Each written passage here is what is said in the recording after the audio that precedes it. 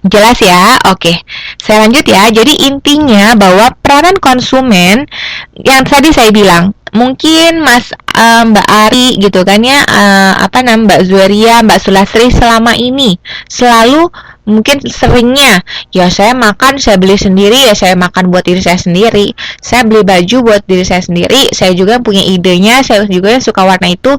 Tapi tidak semua kondisi akan selalu seperti itu ya. Ada kondisi di mana ternyata kita mengambil keputusan untuk orang lain, atau bahkan orang lain mempengaruhi kita dalam mengambil keputusan. Ya, jelas ya? Saya lanjut lagi. Nah, ada istilah konsumen yang dibedakan menjadi dua jenis, yaitu personal consumer dan organizational consumer. Maksudnya apa sih?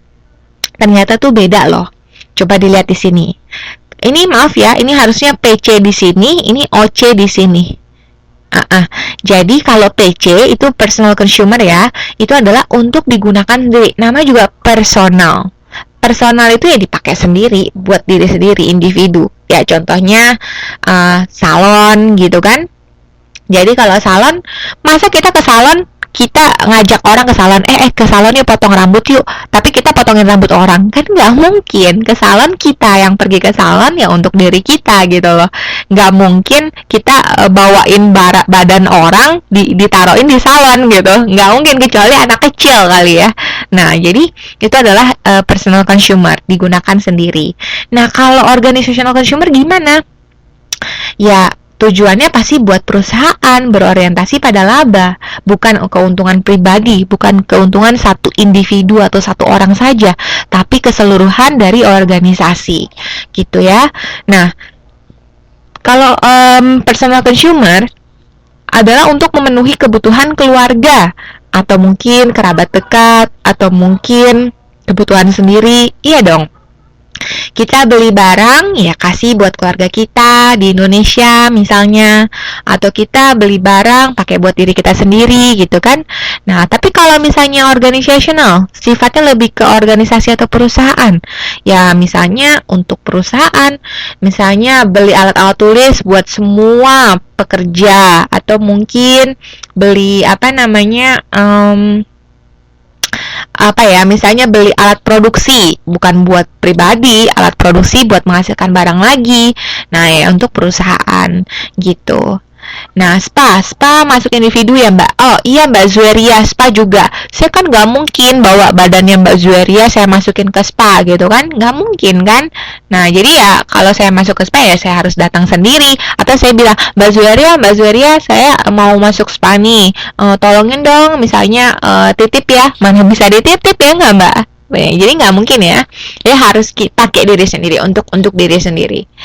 Nah kemudian kalau OC atau organizational consumer itu dia adalah sifatnya institusi atau sarana publik. Artinya bahwa satu produk atau jasa yang berada dalam satu perusahaan itu bisa dipakai siapa aja loh. Ternyata nggak cuma satu orang. Misalnya pantry di perusahaan. Teman-teman kalau tahu pantry itu zaman dulu nih, sebelum saya pergi ke Taiwan, itu ada namanya serial komedi OB. Ada yang nonton nggak? Kalau ada yang nonton tuh OB, Office Boy namanya. Itu di RCTI seingat saya. Kalau ada yang nonton tahu ya, ada serial OB ya. Suka suka ngelucon tuh Tika Panggabean, ada siapa tuh si Mail ya, lucu ya. Nah jadi serial OB artinya apa? Pantry di perusahaan itu kan bisa dipakai siapa saja kan. Misalnya dipakai sama bos sekalian, atau mungkin dipakai sama office boy-nya juga bisa ya kan. Jadi berbagai sarana ada di sana digunakan oleh semua orang, tidak individu saja. Jelas ya? Saya lanjut ya. Nah, di sini ada beberapa contoh daripada yang membedakan antara konsumen akhir sama konsumen bisnis. Nah, kalau tadi konsumen akhir itu ya kayak kita ini loh, Mbak, Mas. Kita ini konsumen akhir. Jadi kita ini langsung pakai sendiri. Kalau konsumen bisnis tuh lebih ke untuk perusahaan. Jadi bukan orang satu orang gitu, tapi satu perusahaan. Bedanya apa? Jumlah pembeli. Pasti dong, ya kan? eh Kalau pasar konsumen akhir, ya kan? Orang-orang kayak kita makan Indomie, ya banyak banget. Saya makan Indomie, Mbak makan Indomie, Mas makan Indomie, bener nggak? Ya kan? Nah, kalau pasar konsumen bisnis, ya dikit. Contohnya, saya ini misalnya jual alat, misalnya alat mesin pencetak baju. Masa saya jualnya sama Mbak Sulastri atau Mbak Arik gitu kan? Mbak Arik sama Mbak Sulastri buat apa beli mesin pencetak baju? Toh ya uang nggak bisnis itu, ya nggak mungkin. Tapi kalau saya cuma tawarin Mbak mau beli pulsa nggak, pasti Mbak Arik sama Mbak Sulastri atau Mbak Yusni beli, bener nggak? Waduh, Pak RT bikin Indomie enak banget. Aduh, saya jadi lapar nih ya malam-malam sekarang ngomongin Indomie gitu ya. Nggak apa-apa, sabar Mbak, udah malam, diet. Nah, kemudian apa namanya, bercanda ya Mbak ya. Ini kalau ada yang memang lagi diet, jangan ini tersinggung. Ya OCD. Nah, kemudian saya lanjut. Kuantitas pembelian. Ya kalau kita beli mie instan juga dikit kan Mbak, bener nggak? Masa kita belinya 1.000 bungkus? Waduh, nggak akan habis dimakan waktu, bener. Waduh, 1.000 bungkus, kalau saya makan satu hari satu tahun aja 365 hari. Nggak habis-habis, sudah keluar sebisa-bisa, bener nggak? Nah, kalau misalnya yang belinya apa namanya pedagang, misalnya saya punya apa namanya usaha sembako, ya pasti saya belinya banyak karena saya mau jual lagi, bener nggak? Nah jadi beda ya. Oke. Waduh, bakso gratis satu gerobak habis dalam semalam. Waduh, ya jangan dong Mbak, tetap aja itu kalau bisa ada bakso gratis itu patut dipertanyakan juga sih Mbak. Sama gerobak-gerobaknya lagi dibawa pulang, jangan-jangan. Saya lanjut ya. Oke, hubungan antara konsumen dengan penjual. Kalau misalnya pembelinya dikit, ya inilah nggak deket. Saya nggak tahu. Saya misalnya beli Indomie di Alfamaret atau di Indomaret. Ya kalau saya sering beli Indomie di situ. Kalau enggak, ya nggak apa namanya nggak akan kenal sama sama orang yang kerja di Alfamaretnya. Iya dong. Saya beli di Carrefour Indomie gitu kan, saya mana kenal sama pekerjanya, bener nggak? Karena cuman belinya sekali saja, ya kan?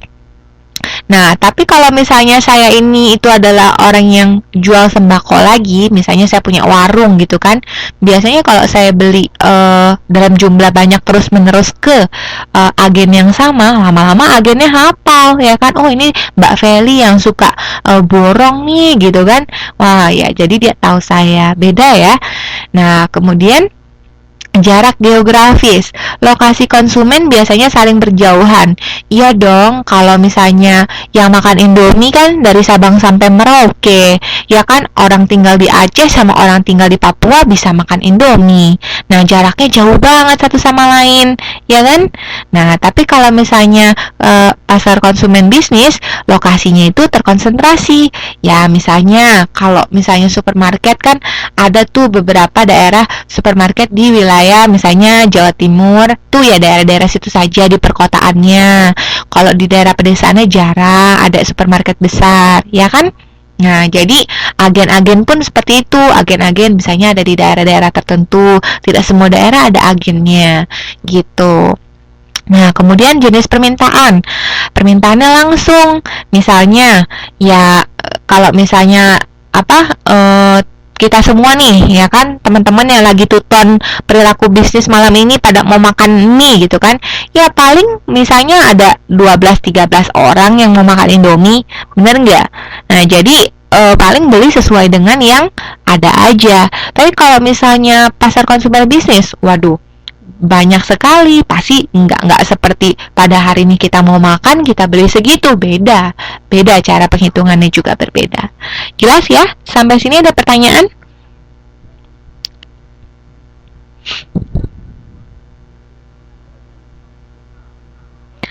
Pada diam semua, udah ngantuk apa bagaimana nih? yang tadi minum kopi, mungkin kopinya sudah bereaksi. Ada ya? Jelas ya? Nggak jelas, saya lanjut ya. Oke. Waduh, makasih Mbak. Iya, saya lanjut ya. Nah, lanjut lagi ke sistem pembeliannya. Sistem pembeliannya informal. Kenapa informal? Ya nggak formal dong. Masa saya mau beli Indomie aja masih pakai surat jalan? Kan nggak mungkin, ya dong. Nah, kalau misalnya yang mau belinya itu adalah agen, itu biasanya ribet. Kenapa harus ada surat yang mesti ditandatanganin, mesti di fax jumlah pembelanjaannya berapa, ya kan? Jadi beda. Kemudian pihak yang terlibat dalam transaksi. Kalau yang konsumen akhir tidak banyak. Iya ya, misalnya apalagi kita ke supermarket gitu kan Mbak, cukup datang gitu ya ke supermarket, beli Indomie, ya beli saja, ambil saja dari raknya, tinggal pilih deh rasanya, bener nggak? Nah kemudian kalau kenapa Mbak Zueria kresek-kresek? Waduh, sabar aja ya Mbak ya, mudah-mudahan minggu depan nggak kayak gini lagi ya Mbak ya. Nah kemudian untuk yang kalau misalnya consumer bisnis, pasti terlibatnya banyak ya, misalnya wah, agen itu mau pesen banyak nih, misalnya agen toko sejahtera gitu kan ya, pesan sama saya ini pengusaha Indomie gitu kan. Kemudian si agen sejahtera ini kasih surat jalan nih, masuk ke manajer saya dulu, manajer pemasaran saya. Habis masuk ke manajer pemasaran, masuk ke departemen produksi. Diminta deh mau pesannya berapa puluh kardus dibuatin gitu kan. Nah, berapa puluh kardus ini nanti keluar lagi ke manajer pemasaran. Dari manajer pemasaran baru dikirimin ke toko sejahtera. Ribet banget ya kan? Nah, jadi beda. Pihak-pihak yang terlibat pun beda. Ada Mbak Zueria, ada kok rekamannya. Tenang saja, nanti saya kasih ininya ya, link-link YouTube-nya, nanti saya upload ya. Oke, kemudian tahap transaksinya. Kalau konsumen akhir, transaksinya biasanya sekali atau hanya beberapa kali. Iya dong, datang ke kasir, cekrek, bayar, selesai. Ya dong, gampang sekali. Tapi kalau yang ini, kalau yang tadi agen, wah, ada yang ngutang dulu kasbon, nanti bulan depan baru tagih. Ada yang kasbonnya setengah dulu, ada yang langsung lunas. Beda-beda. Jadi tergantung kebijakannya. Ya, kemudian bentuk distribusinya lewat saluran distribusi. Contohnya, konsumen mie instan tidak langsung dibeli di pabrik, tapi lewat distributor. Iya dong, masa saya cuma mau beli Indomie satu harga Rp1.500 mesti pergi ke Indofoodnya? Ya nggak mungkin, bener nggak? Nah, ya paling pergi ke Indomaret sebelah rumah, ya nggak? Nah, kalau yang konsumen bisnis, wah itu ribet. Kenapa? Apalagi kalau toko-toko besar, agen-agen besar, mungkin dia harus menghubungi distributor langsung. Seperti itu ya. Kemudian untuk alternatif transaksi. Kalau konsumen akhir, itu pembeli mie instan harus dalam bentuk cash. Iya dong, malu atuh Mbak, masa pergi ke Indomaret ngutang? Mbak beli Indomie dong 2 biji, tapi bayarnya besok ya. Waduh, ya keterlaluan, bener nggak? Nah, apa namanya, kalau yang konsumen bisnis gimana? Yang tadi saya bilang bisa saja apa namanya, hutang dulu, kasbon dulu, bisa saja. Tapi karena kita tadi ngomonginnya konteks Indomie, ya pastinya nggak boleh hutang ya Mbak ya.